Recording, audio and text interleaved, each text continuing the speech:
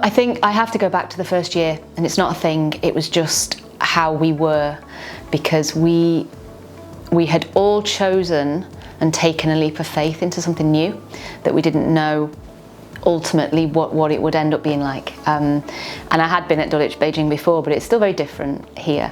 And I would say there is such a uniqueness to how it was at the beginning, when all of the students, all of the staff, all of the parents were just at the start of something. The energy and the passion and the interest and the way that we bonded at that time, that first year, hard though it was, it could never repeat that experience. That was quite incredible.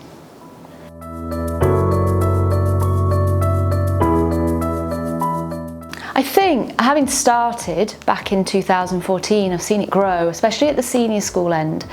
If I think back to our years 7 and 8, now senior school starts year 7. Then, when we started in 2014, we had 66 students in years 7 and 8, and we were perched on top of the junior school. We felt like a PS, just a sort of, we're also here kind of thing, putting our hands up and saying, we're also here, part of the college. And to have been part of the growth to over 1,300 now is incredible. So that is really, really important to me. I think the other thing is that it's been closely connected to family, because it's the school that my children have called home for 10 years. That's, again, you can't put a price on that.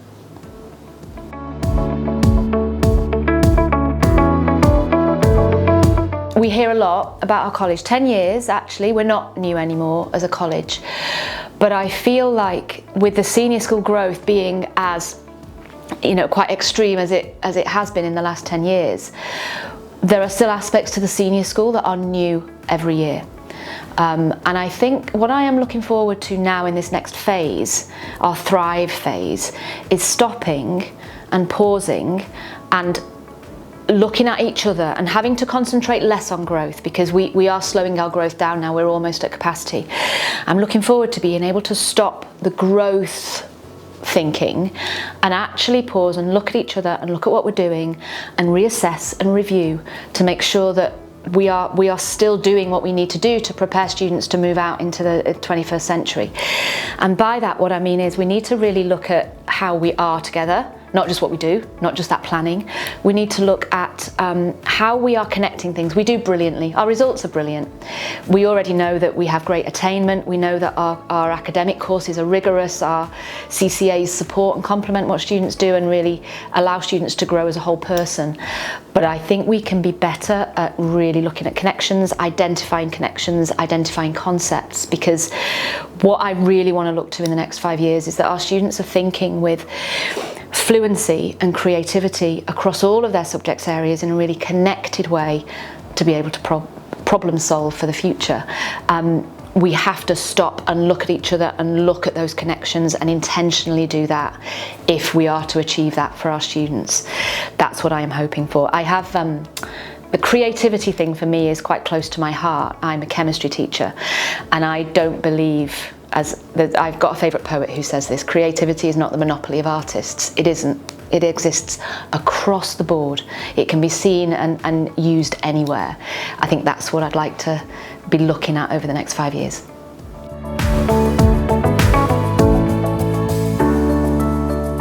Yeah, it's interesting when you get the alumni. We had one of our previous head students, Nicole, back a couple of days ago, and the stories always come back about, if I hadn't done that at Dulwich, or if I hadn't done that as part of my IB diploma programme, I wouldn't be so well prepared now. They're always part and parcel of those conversations. So a lot of it is about the IB, actually, where we have alumni talking about the IB diploma programme. What comes out really strongly is how well prepared they are for undergraduate study, that they feel leaps and bounds ahead of some of their peers in terms of their ability to critically think, to synthesize, to organize, to produce pieces of work that are extended pieces of work. It's incredible, actually, that the feedback we get, and often the IB diploma benefits are really only felt once a student is in that undergraduate experience. So that's brilliant preparation. I think from a Dulwich perspective, I've had a couple of stories this year actually from some of our oldest alumni who have gone for job interviews now. They're coming to graduation point and they are now out in the wide world looking for their next opportunities. And there was someone I was talking to recently who was part of a 5-hour interview process for an entry-level engineering position, but had said if it had not been for Dulwich and the expectation of engagement and communication and the being and the more holistic approach to her development, not just are you great at physics and maths, but actually everything else, that was maintained for her. She said she would never have been able to be successful in that. And she got the job, you know, she was successful in that. But it's really nice when they recognise the bits that they learnt here, all the approaches we had here that have built them to be students that can go out into the world and succeed. That's the point. That is brilliant when that happens.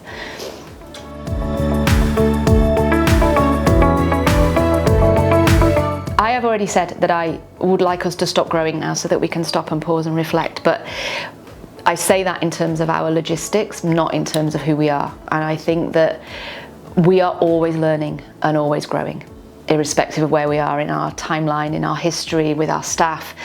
We are always learning and always growing. That's really important to just maintain, I think, generally anyway, in an ongoing way. I guess retrospectively thinking backwards, I'd like to thank all of the families who trusted us with their children back in 2014, and all of the staff who trusted this organisation to carry them and hold them and keep them always learning and always growing, because it was a leap of faith, and I'm very grateful that we did it.